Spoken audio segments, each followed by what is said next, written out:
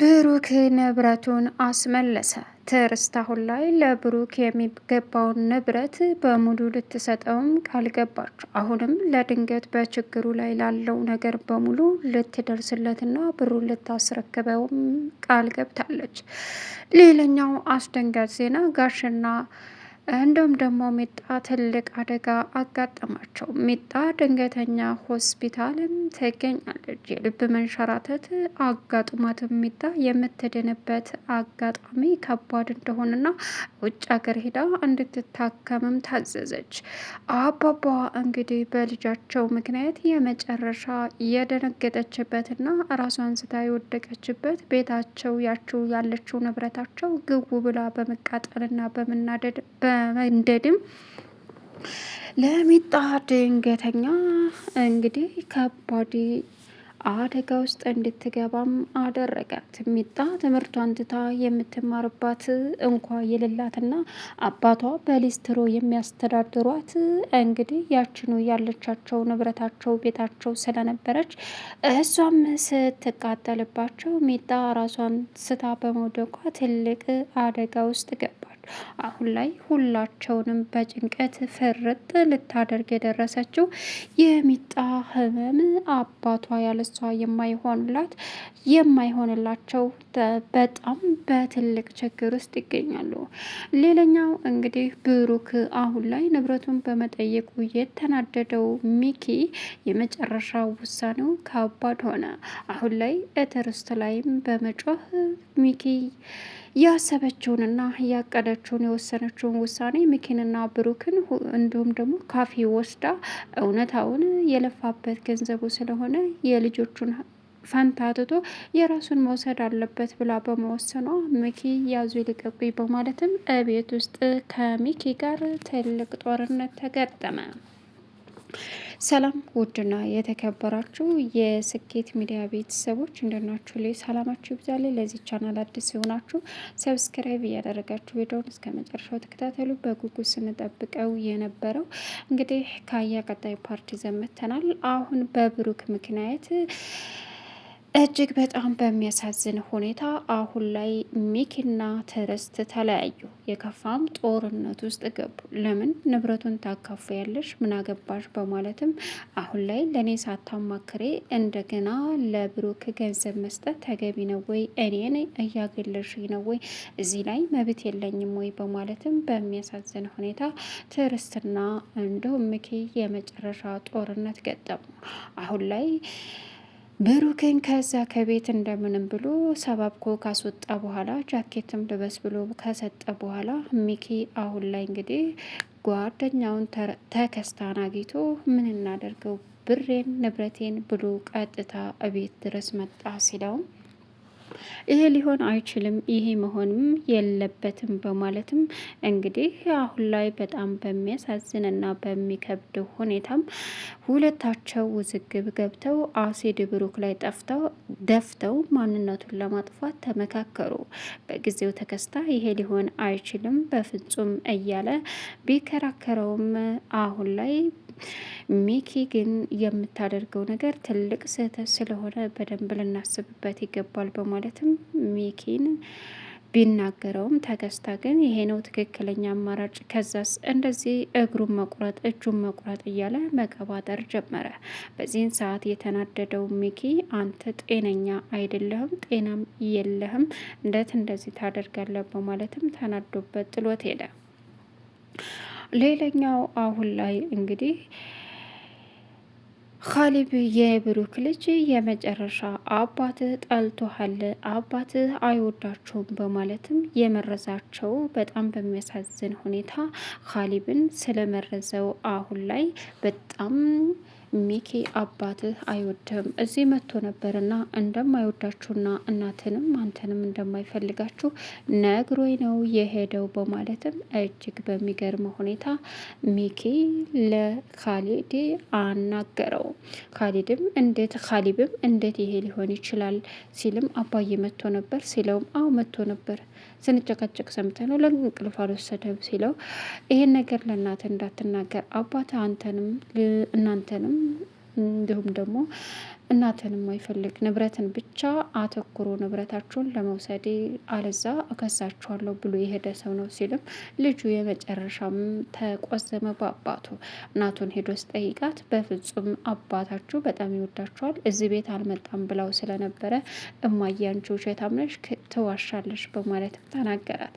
በዚህን ሰዓት እንዴት እንደዚህ ልትል ትችላለህ በማለትም እንግዲህ ስትናገረው እሱም ደግሞ አንቺ እየዋሸሽኝ ነው፣ እዚህ ቤት መኖር ሰልችቶኛል በማለትም ብዙ እንደተበሳጨ ለብሩክም ነገረችው። ብሩክም ከዚህ በኋላ እየመጣው ልጆች ነው ያለው፣ ምንም አልዋሸሽኝም ወይ እውነት ልጆች ናቸው ሲላት፣ እንዴት ነው የምዋሽህ? አዎ ልጆች ናቸው በማለትም ነገረችው።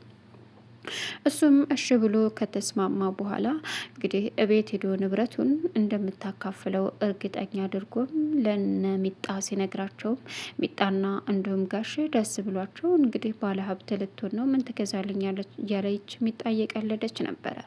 ሌላው ደግሞ አሁን ላይ ቾምቤ አሁን ከምንም በላይ አባባ የአራት ብር ተበድረው ሚጣን ለማስተማር ቃል እንደገቡ ሲነግረውም ለቾምቤ እንዴ የምርህን ነው? አራጣ እኮ የመኖሪያ ቤት ራሱ አይቀርም ሲወሰር ሲለውም አዎ የመኖሪያ ቤት ራሱ የቀበሌ ቤት ናት፣ ግን ደግሞ ሚጣን ማስተማር አለብኝ ብሎ አራጣ ሊበደር ነው ሲለውም እውነት ከባድ ነው።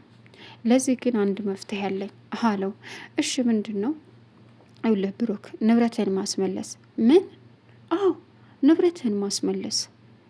እንደሱማ ሊሆን አይችልም፣ ሚኪ ይቅርታ ጠይቆኛል አለ።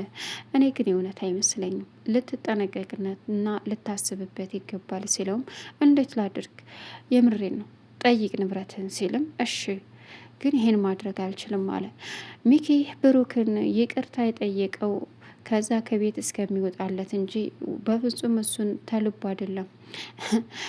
ጅሎች ጅል እኮ ነህ፣ ይህን ጅል ልብህን አውጥቼ ላሞራ ባልሰጠው እኔ ሚኪ አይደለሁም እያለ እንግዲህ ብሩክን ሸውዶ ጃኬት ሰጥቶ ሸኘው።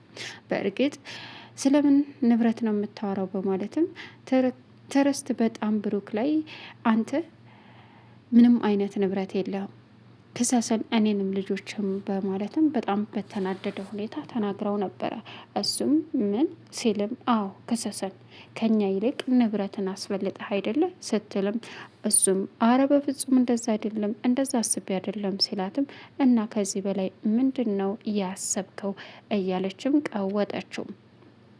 ብሩክም ከዛ ቤት ሲወጣ እባክህ ብሩክ ተረጋጋ እባክህ እያለ ማስመሰሉን ሲቀጥልም ብሩክም ምንድነው የምትፈልገው ሲለው አንድ ነገር ተረጋጋ በቃ አላድል ንብረትን በቃ እያለ እንደዛ ነው።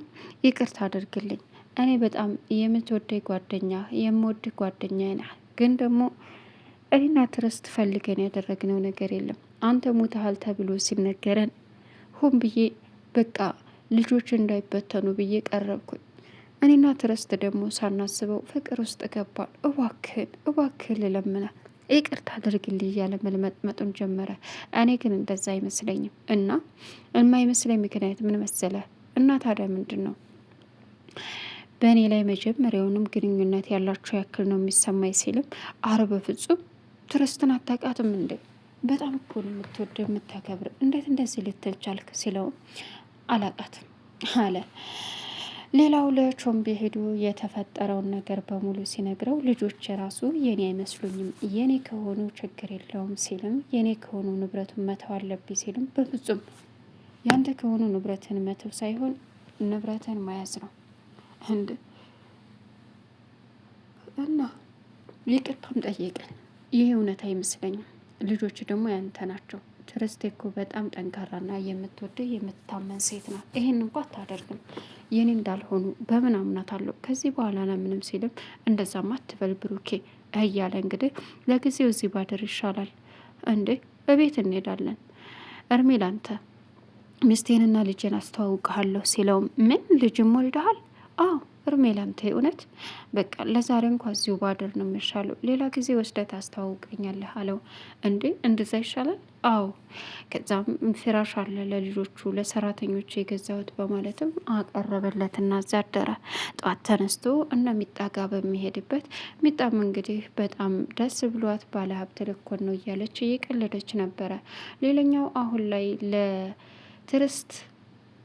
ትርስት ለብሩክ ደውላ ካፌ እንዲመጣ አደረገች። ከዛም ቀጠለችና ለሚኪ ደውላ ካፌ እንዲመጡ አድርጋ ምንድን ነው እዚህ የቀጠራችሁኝ?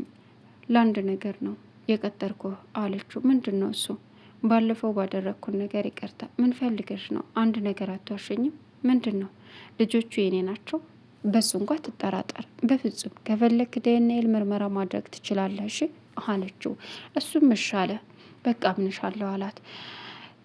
ሚኪ መጥቶ ቁጭ ሲል ምንድን ነው ስብሰባው ምንም በተመለከተ ነው ሲልም ይኸውልህ አንድ ነገር ላይ ውሳኔ ወስኛለሁ አለች። ምንድን ነው? እንደውም ስናነሳ መጣ። እሱ ምንድን ነው? ይኸውልህ ሚኪ ውድ ባሌ አለችውና ሳማትና ቁጭ አለ። ውሳኔሽ ምንድን ነው? ብሩክ የለፋበትን ንብረት ሊወስድ ግድ ነው። ስለዚህ በዚህ ውሳኔ ወስኛለሁ ስትልም ብሩክ እውነትሽን ነው አላት። አዎ እውነቴን ነው። እሺ አመሰግናለሁ። ምን አለ እንግዲህ ሚኪ። አዎ ምን ነው ለፍቶበታል፣ ብዙ ነገር ሆኗል። በቃ እሺ በቃ በጣም ጥሩ አድርገሻል። እኔ ልሄድ ሲል እንዴ አብረን አንሄድም እንዴ አለችው ትርስት። በቃ ልሄድ አለ። ሌላውና ከባዱ አሁን ላይ እቤት ከሄዱ በኋላ እየጠጣ ቤቱን ብስቁልቁሉን አውጥቶ ጠበቃት። ብሩክን አሁን ላይ እየመጣህ ልጆች ስለናፈቁ በተለይ ካሌብ ጥሩ ሙድ ላይ ስላልሆነ መተህ ልታዩ ይገባል አለችው ብሩክን። እሱም እሺ በማለትም ተስማማ። ሌላኛውና ከባዱ አሁን እንግዲህ ሚኪ እኔን ማማከር የለብሽም ወይ? እንዴት እንደዚህ ታደርጊያለሽ? በማለትም በመቀወጥ እጅግ በሚያሳዝን ሁኔታ ተናገራት። አዎ እዚህ ላይ አያገባም፣ ንብረቱን ዝም ብለሽ የምትሰጪው እኔ ባል አይደለሁ? አያገባም፣ የለፋበት የደከመበት ንብረት ስለሆነ መሄድ አለበት አለችው። ተናደደች። ቻናሉን ሰብስክራይብ እያደረጋችሁ